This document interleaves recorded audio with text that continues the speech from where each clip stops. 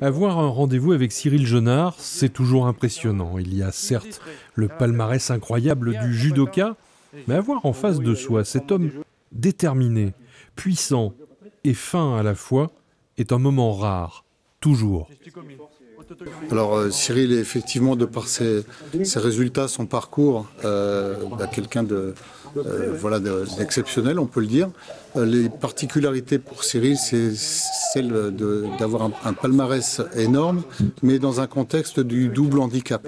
Le double handicap, les personnes n'arrivent réellement à se représenter la difficulté que ça représente d'être simultanément malentendant et aveugle aujourd'hui. Une flamme pour sortir de l'ombre, écrit avec le journaliste Kevin Cao par Cyril Genard, va révéler bien des choses sur l'homme, sans perdre le parcours sportif, repère quotidien pour le judoka. L'idée elle est venue en novembre 2022, tout simplement lorsqu'il gagne au championnat du monde à Bakou. C'est une surprise, c'est une énorme surprise ce jour-là. Personne ne pensait qu'il gagnerait.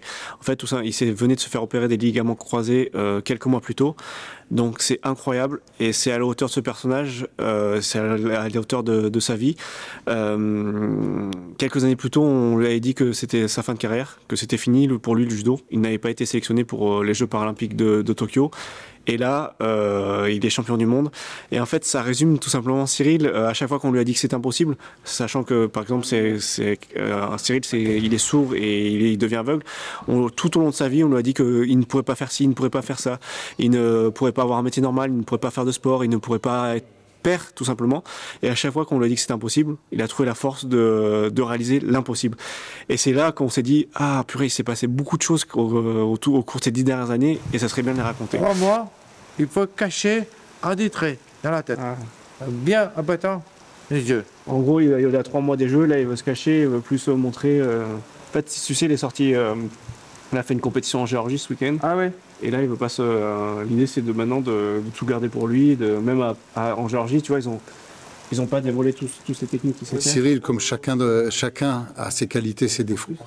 Donc des défauts, il en a. Et pour autant, les qualités, et dans les qualités particulières qui finalement diffusent pour l'ensemble, c'est celle de l'abnégation et de l'idée de toujours voir le verre à moitié plein plutôt que le verre à moitié vide et toujours chercher à progresser. C'est vraiment une caractéristique particulière de Cyril, que de toujours chercher à progresser, que ce soit sur le plan du sport en tant que tel, mais sur le sport plus largement de sa façon d'aborder la vie. J-O. 1, 2, 3, etc. Premier, la médaille. Oui. Premier, deuxième, troisième. Je veux la finale, je veux premier, j'espère, médaille d'or. Les superlatifs sont manquants quand on parle de Cyril. Pourtant, la langue française est riche de nombreux mots.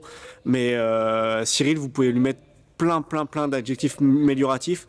Moi, ce que je retiens avec lui, c'est tout simplement que c'est un champion d'exception.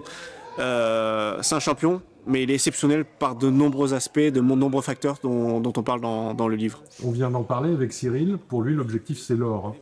Tout simplement, Cyril, ça a toujours été, lui, à chaque fois qu'il montait sur un tapis, c'était pour gagner. Pour situer, moi j'ai une anecdote avec Cyril, c'est que la première fois que je le rencontre, c'était en 2008. Je commençais ma carrière de journaliste au Populaire du Centre. Et je viens ici dans ce dojo. Je connaissais très peu le judo. Et Cyril devait être secouru par les pompiers. Je ne sais plus s'il avait une fracture ouverte ou s'il avait une plaie ouverte. Enfin, s'il avait une fracture ou une plaie ouverte qui nécessitait l'intervention des urgences et un transport du coup à l'hôpital. Mais Cyril, pour lui, c'était pas grave. Il devait continuer à combattre.